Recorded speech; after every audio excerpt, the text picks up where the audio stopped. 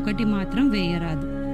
మీ ఇంటి పద్ధతి ప్రకారం మొదటి నుంచి 2 వాడుతుంటే 2 ఒత్తులు వేసి పూజ చేయండి, 3 ఒత్తులు వాడుతుంటే 3 ఒత్తులు వేసి పూజ చేయండి. ఇంకొకటి ఏమంటే కటిక నేల మీద కూర్చొని పూజ చేయకూడదు.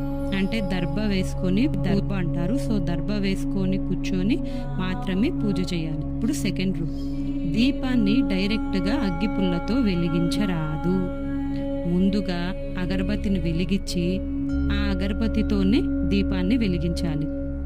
ఇక దీప నూనె విషయానికి వస్తే వంటకు వాడే నూనెను అస్సలు వాడకూడదు. విశేషంగా ఫలితాలనిచ్చే నువ్వుల నూనె, కొబ్బరి నూనెను వాడచ్చు. అది కూడా స్వచ్ఛమైన నువ్వుల నూనె అయి ఉండాలి, లేదా స్వచ్ఛమైన కొబ్బరి నూనె అయి ఉండాలి.